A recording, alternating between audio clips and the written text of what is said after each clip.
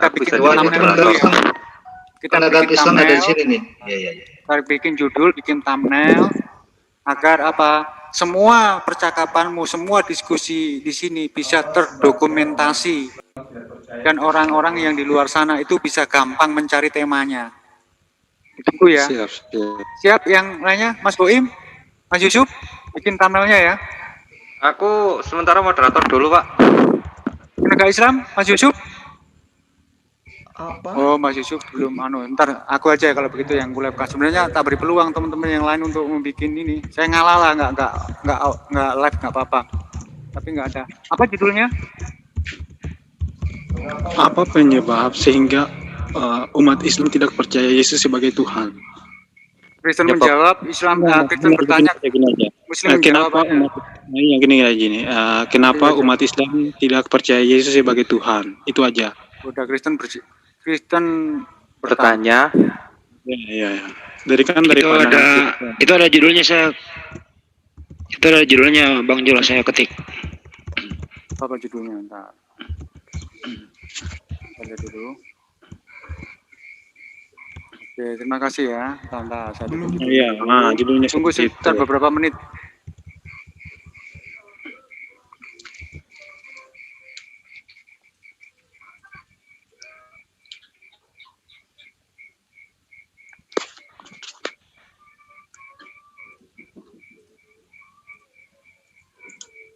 Wah, ini PT baru.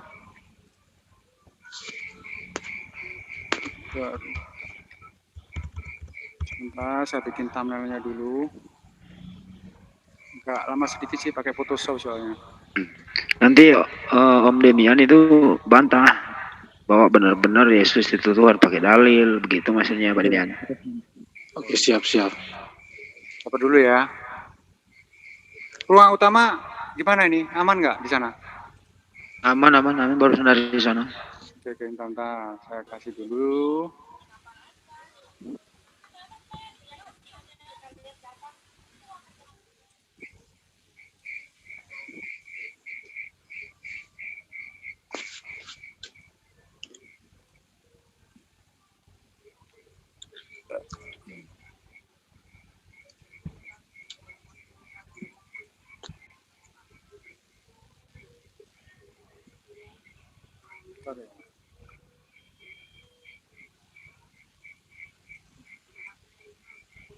Boleh dilanjutkan sambil saya edit di sini? Boleh diterusin? Apa moderator? Baik.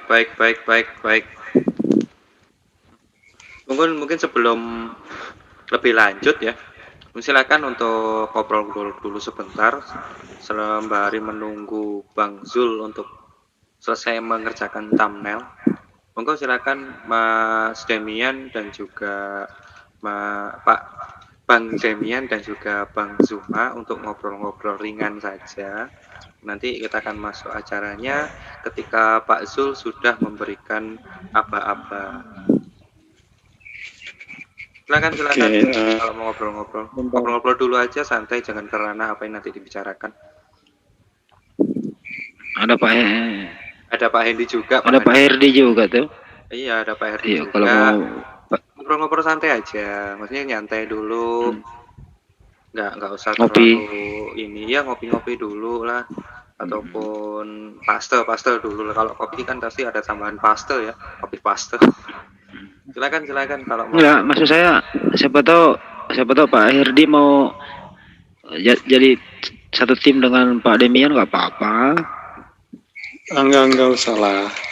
Nggak usah. Nanti kita seru seperti yang itu tuh. Saya dan Bang Swasta sama Bang Suldan itu. Enggak seru karena gini, kalau dibuat peraturannya itu maksudnya peraturannya itu kan tidak sesuai. Misalkan saya bertanya dan Bang Sul menjawab ketika saya mau menanggapi pertanyaan kesimpulan yang Bang Sul ambil, terus dia udah yang lawan saya udah mengambil ini lagi penjelasan saya untuk bertanya, nanti kan udah beralih gitu. Ya udah ya. Oke. Saya 6 menit lagi.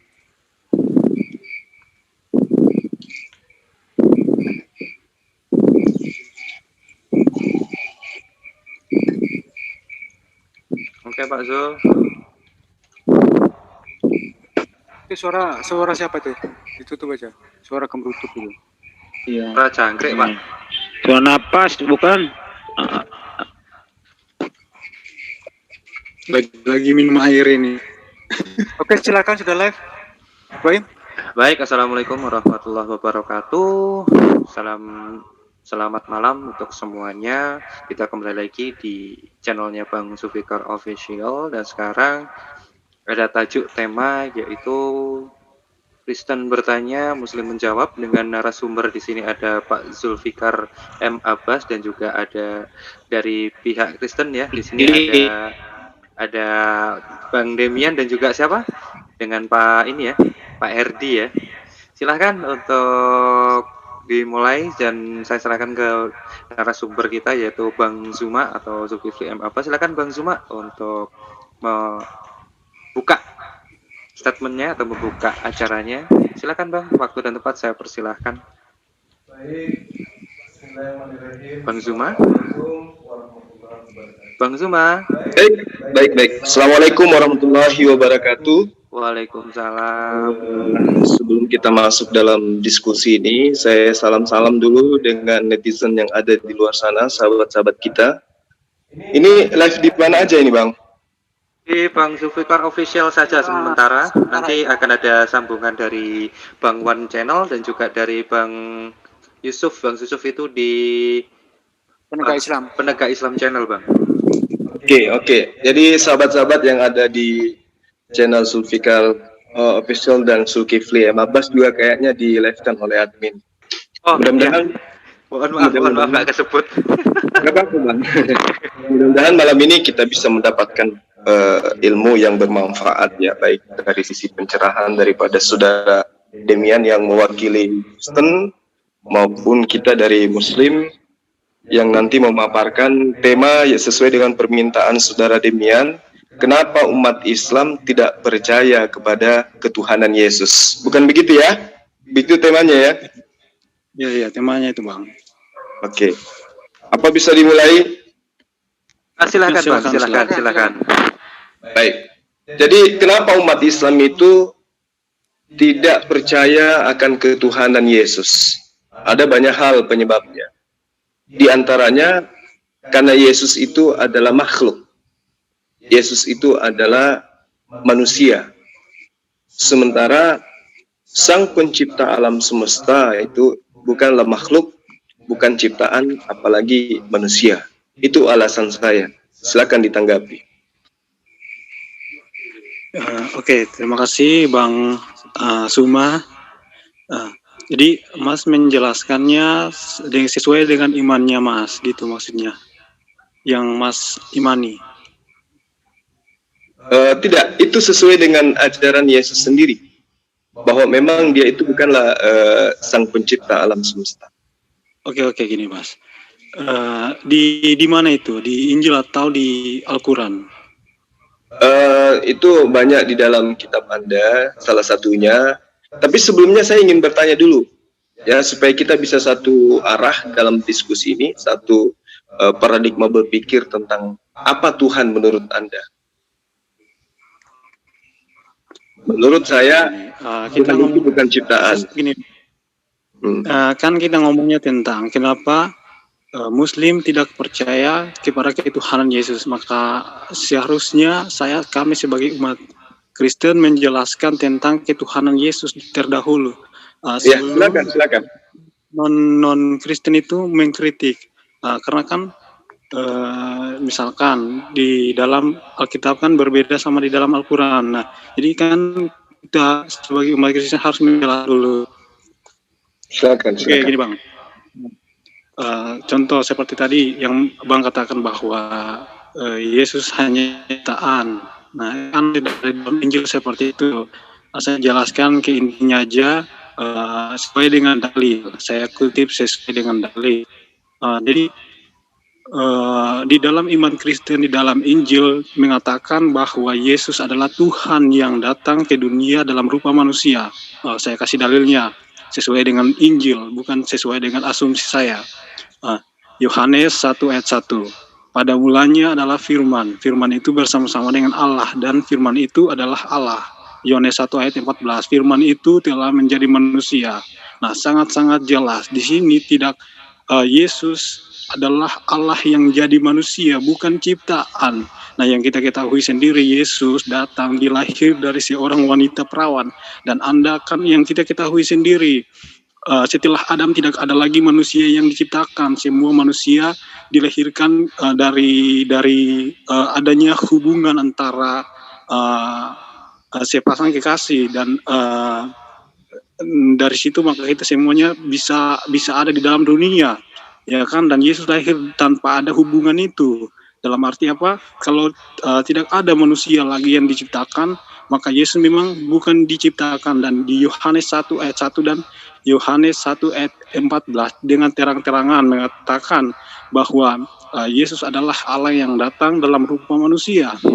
Nah, jadi di dalam iman Kristen, kami umat Kristen mempercayai bahwa Yesus adalah Tuhan. Dia adalah Tuhan Allah yang datang dalam rupa manusia. Bukti-bukti ketuhanan Dia, bukti-bukti ketuhanan Yesus. Saya kasih bukti dari kitab-kitab para nabi terdahulu.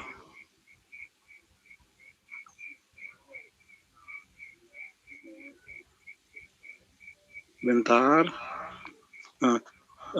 Di dalam Yesaya 9 ayat 6. Ini disampaikan oleh Nabi Yesaya. Sebab seorang anak telah lahir untuk kita, seorang putra telah diberikan untuk kita. Lambang pemerintahan ada di atas bahunya, dan namanya disebut orang penasihat ajaib, Allah yang perkasa, dan Bapa yang kekal, Raja damai. Nah, jadi di dalam kitab-kitab terdahulu sudah menyampaikan bahwa Mesias itu lebih daripada seorang nabi. Dia lebih daripada itu. Dan di dalam Injil Yesus dengan terang-terangan, di dalam Matius 12 ayat 8, Yesus dengan terang-terangan berkata bahwa anak manusia adalah Tuhan. Yesus dengan terang-terangan mengakui dirinya sebagai Tuhan di situ. Karena yang kita ketahui sendiri, di dalam Injil Yesus ketika mengajar tentang dirinya, dia menggunakan kata anak manusia untuk menyebut dirinya. Dan di situ di Matius 12 ayat 8 dengan terang-terangan Yesus mengakui diri dia sebagai Tuhan. Nah, jadi yang sering dikritik oleh umat non Kristen adalah tentang Yesus sebagai utusan, Yesus tidak tahu hari kiamat, dan lain-lain pokoknya. Nah, di sini saya mau menjelaskan bahwa ketika Yesus itu datang ke dunia, dia adalah Tuhan. Tetapi ketika dia datang ke dalam dunia, orang-orang kan tidak mengenal siapa dia. Orang-orang dunia kan tidak mengenal. Nah, saya bacakan ayatnya dulu supaya saya tidak ditulis sebagai asumsi. Sebentar. Nah, jadi ketika Yesus datang ke dunia, orang-orang tidak mengenal siapa dia. Bentar.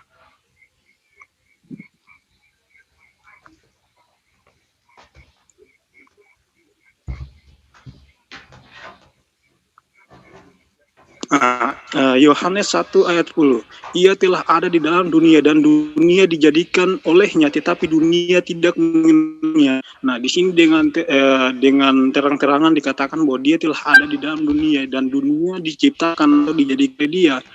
Dan dunia tidak mengenal dia. Otomatis kan tidak ada yang mengenal siapa dia ketika dia datang ke dunia. Nah, jadi ketika dia datang ke dalam dunia, tidak mungkin dia langsung berkata bahwa akulah Tuhan, akulah Allah. Kan tidak mungkin ketika dia berkata bahwa dia dan Bapa adalah satu aja, orang-orang mau melempari dia dengan batu. Bagaimana ketika dia berkata bahwa akulah Tuhan? Kan tidak mungkin. Jadi ketika dia datang ke dalam dunia, dia merendahkan diri sebagai seorang hamba atau utusan. Bukan berarti langsung kita sudah mengambil kesimpulan bahwa dia bukan Tuhan. Tetapi karena orang-orang dunia tidak mengenal dia, makanya dia harus mengaku sebagai hamba atau utusan. Nah, ketika Permisi, dia Bang Demian. datang. Permisi, Bang Demian.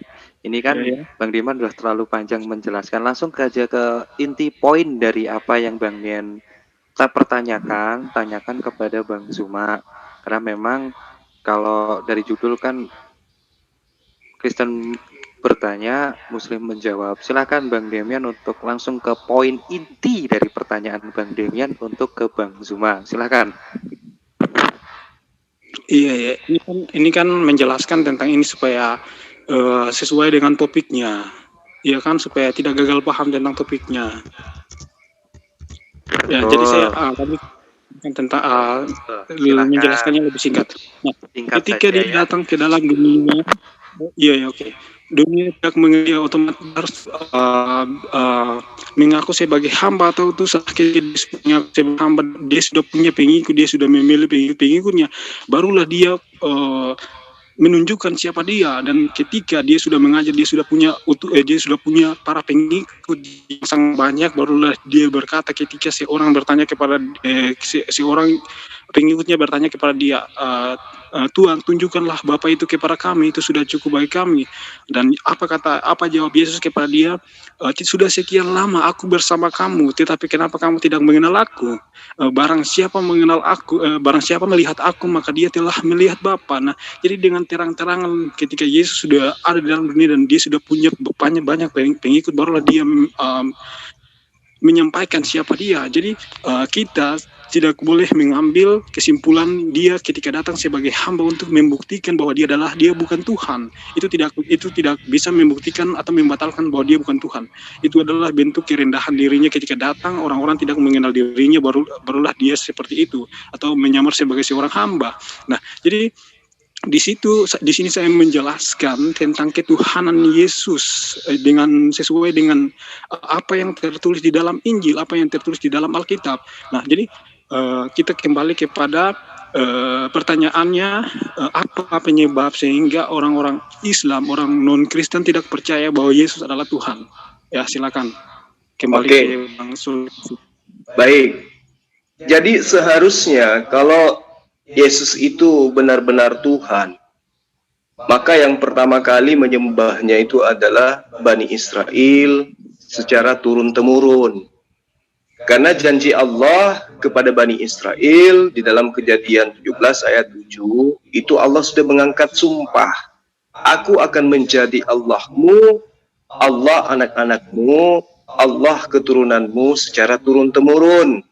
Kalau yang kemudian orang Kristen katakan Allah itu adalah Yesus itu sendiri, maka batal janji Allah kepada Bani Israel. Karena Bani Israel terbukti tidak menjadikan Yesus sebagai Tuhan.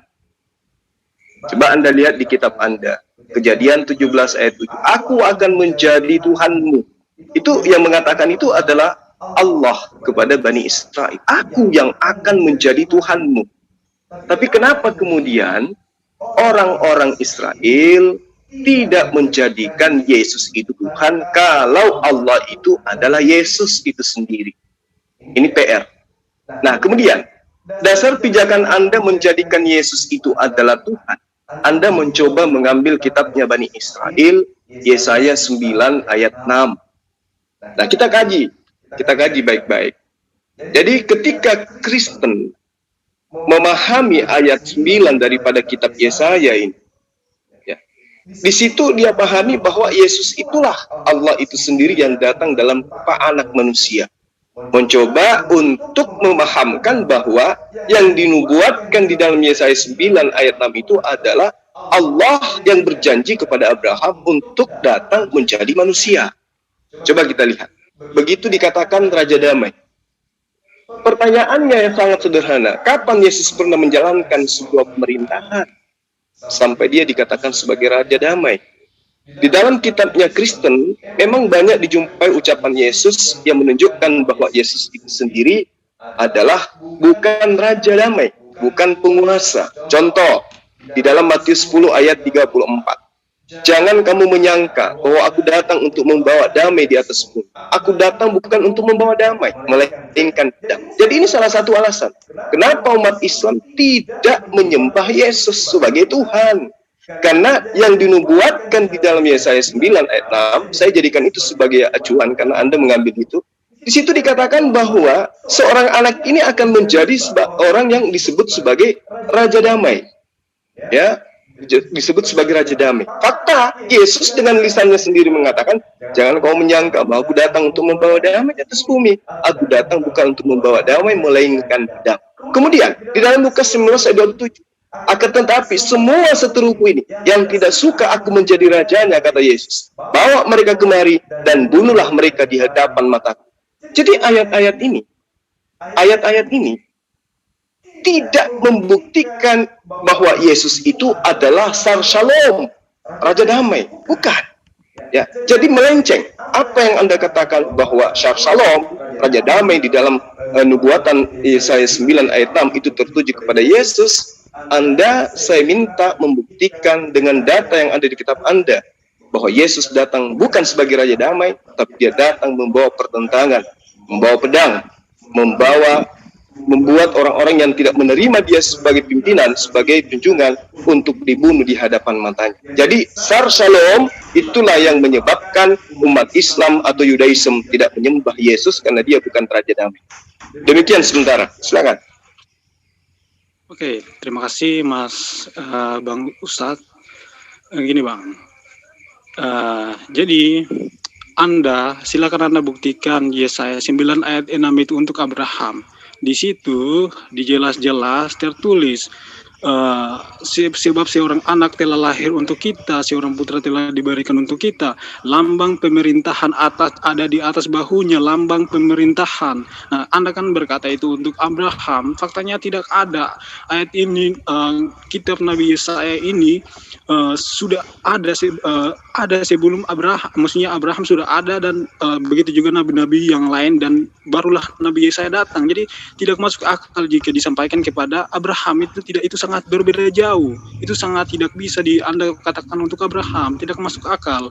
Nah, jadi Anda mengutip juga bahwa di sini dikatakan Yesus bukan Raja Damai, karena di sini dikatakan bahwa Yesus dia adalah Raja Damai.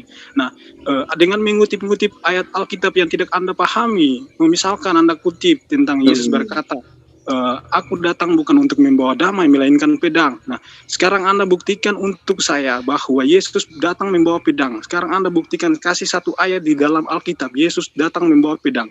Nah, jadi ketika Anda membaca Alkitab dengan emosi, bukan dengan akal sehat, maka Anda akan tersesat. Nah, jadi di sini Yesus memposisikan diri dia sebagai pedang itu kepada umat non-Kristen. Karena yang Anda ketahui sendiri, Yesus datang tidak membawa pedang, melainkan pedang itu perumpamaan kepada umat yang akan datang untuk melawan umat Kristen, untuk melawan ajaran-ajaran Yesus.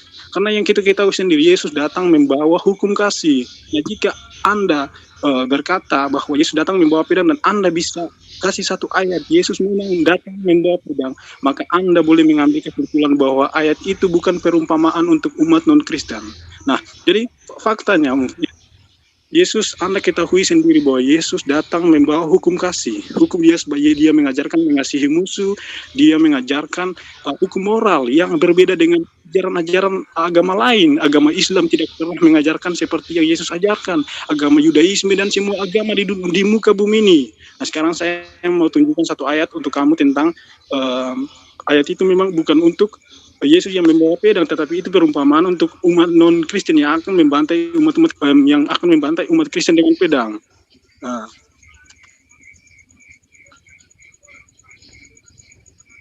Boleh saya tanggapi? Bentar, saya belum selesai menjelaskannya. Oke, silakan.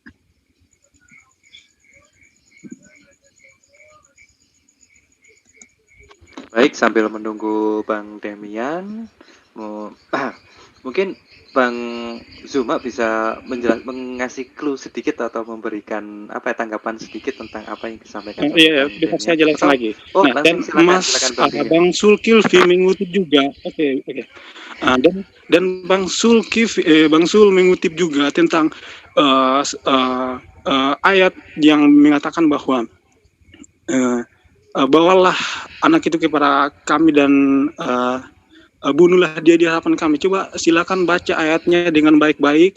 Itu Yesus sedang menceritakan seorang yang dibunuh karena mereka tidak menerima dia menjadi raja. Jadi di situ Yesus sedang memberikan perumpamaan, bukan Yesus sedang mengajarkan untuk membunuh. Jadi itu sekali lagi itu gagal pahamnya. Silakan baca ayatnya dengan baik-baik, baca ayatnya secara keseluruhan. Di situ tidak ada sangkut pautnya Yesus menyuruh untuk membunuh, melainkan Yesus sedang memberikan perumpamaan dengan seorang yang dia sebagai pewaris, tetapi orang-orang karena tidak mau dia orang itu menjadi raja, makanya mereka membunuh dia. Yesus tidak menceritakan tentang perumpamaan itu, tetapi kan kalau dikutip dari 1-2 kalimat, 1-2 ayat kan pastinya seperti itu kan. Jadi kalau baca Alkitab itu harus pakai akal, bukan pakai emosi. Jadi jangan mengutip 1-2 ayat, tetapi baca secara keseluruhan. Ya, jadi ketika Anda mengutip dan melemparkan itu kepada Yesus itu tidak tepat. Baca ayatnya baik-baik. Nah, jadi apa yang tadi dipaparkan oleh Bang Sul itu untuk membuktikan bahwa Yesus bukan Raja Damai itu tidak tepat. Saya bisa di sini saya bisa buktikan bahwa Yesus adalah Raja Damai yang setia, yang sejati. Tidak ada Raja Damai seperti apa yang diajarkan oleh Yesus. Seperti yang sudah Anda ketahui sendiri, Yesus datang membawa hukum kasih yang lebih tinggi daripada hukum yang dijalankan oleh umat Islam, hukum yang dijalankan oleh umat Yahudi, hukum yang dijalankan oleh agama Buddha dan agama-agama lainnya. Jadi ketika Anda mengkritik tentang itu, maka itu tidak bisa membuktikan bahwa Yesus adalah Tuhan. Dia benar-benar adalah Tuhan yang patut disembah. Terima kasih. Baik, saya tanggapi ya. Silakan Tadi tanggapannya itu Bang Sul. baik, saya tidak pernah menyebut nama Abraham tadi ya. Itu yang perlu Anda pahami. Kemudian ketika Anda mengatakan Yesus itu adalah Raja Damai, itu pembuktiannya di mana? Sementara pada saat dia datang ke Bani Israel tidak ada kedamaian. Yang adalah kisru yang berujung kepada penangkapan, yang berujung pada kematian, yang diimani oleh orang Kristen. Huru hara yang besar terjadi. Murid-muridnya dibombardir oleh Paulus. Jadi Raja Damai yang dimaksud itu apa? Nah, pengakuan Yesus sendiri kemudian di dalam Matius 10 ayat 34. Jangan kau menyangka bahwa aku datang untuk membawa damai di atas bumi. Aku datang untuk bukan untuk membawa damai, melainkan pedang. Itu yang perlu Anda pahami dengan baik. Terbukti kan pada saat dia meminta murid-muridnya untuk menjual jubah, lalu mereka membeli pedang. Itu kan buktinya. Lalu kemudian ketika Anda mengatakan, saya tidak memahami dalil itu, lalu bagaimana kemudian Anda mengambil kitab? Bentar. Nah, sekarang buktikan bahwa Yesus memang datang untuk membawa damai atau tidak. Sekarang saya buktikan bahwa Yesus memang membawa damai. Buktinya membawa damai maksudnya pakai timer adalah saja ya. Iya, betul. Mending pakai timer aja, Pak. Soalnya gini, Jadi nggak rebutan. ini juga tadi sempat dipotong juga sama Bang Demian ketika Bang Zuma menjelaskan. Mohon untuk Bang Demian itu untuk silent dulu ya. Untuk silent dulu, mending kita pakai timer aja, lebih enak. 20 menit. Mau 20 timer menit. yang seperti catur, apa timer berapa menit? Silakan dipilih. Ya, yang seperti catur aja, Bang. Oke, 20 menit cukup ya Mas ya? Boleh. Oke, silakan Demian untuk meneruskan. Jadi waktu kamu akan habis ya setelah 20 menit. 20 menit itu kamu pergunakan seefisien mungkin. Kalau kamu selesai berbicara, lemparkan pertanyaannya ke Mas Zuma. Bisa dipahami? Demian? Oke, ya siap. Oke ya, oke silakan. Izin admin, Nah, saya lanjutkan. Silakan. izin. Yang lainnya saya dulu silakan. Bang Hardi untuk silent dulu ya. Ini waktunya untuk Bang Demian untuk memberikan pertanyaan dan juga Oke. argumennya. Nanti Oke. timernya Oke. bisa Reset di reset dulu Bang. Ya udah ada. Kembalikan ke 20 menit. Kita 20 menit dulu. Kita Siap. reset dulu. Jadi untuk Bang Demian warnanya biru, Bang Zuma warnanya merah. Jadi clue-nya ketika memberikan pertanyaan itu setelah menutup untuk pembicaraan itu kata silahkan, monggo, terserah. Nanti langsung akan Bang Zuma memberikan penjelasan dan juga clue-nya terakhir ketika melempar pertanyaan atau apa itu clue-nya silakan atau monggo terserah gimana. Silakan, waktu dan tempat saya persilakan untuk Pak Zul memutar timernya dan sekarang Oke. Demian, Langsung Mas Demian. silakan Bang Demian. Ini saya ini dulu luruskan tadi. Oke, jadi di situ dikatakan apa? Raja damai. Maksudnya raja damai di situ adalah ajaran yang diterapkan kepada ini umatnya. Jadi bukan berarti ketika dia datang tidak ada kedamaian. Maksudnya dia dibenci atau dimusuhi, maka kamu tidak bisa berkata bahwa dia memang bukan raja damai. Buktinya dia benar-benar raja damai. Di apa yang dia ajarkan, apa yang dia sampaikan kepada umatnya untuk dijalankan adalah tentang kasih. Artinya apa? Dia datang untuk membawa damai. Dalam arti dia mengajarkan kasih kepada umatnya. Nah, ketika dia mengajarkan kasih maka dia dibenci. Kita dibenci. Dalam arti kita melakukan itu. Nah, jadi bukan berarti ketika dia menyampaikan tentang kebenaran, tentang kasih, maka orang-orang memusuhi dia, membenci, maka kamu sudah mengambil kesimpulan bahwa dia bukan raja damai. Itu tidak tepat. Nah, jadi di sini di ayat Yesaya 9 ayat 6 itu dengan terang-terangan berkata bahwa seorang anak telah lahir untuk kita, seorang putra telah diberikan untuk kita, lambang pemerintahan ada di atas bahunya, dan namanya disebut orang sebagai apa? Sebagai Allah, sebagai penasihat ajaib, sebagai raja damai. Nah, jadi sangat-sangat jelas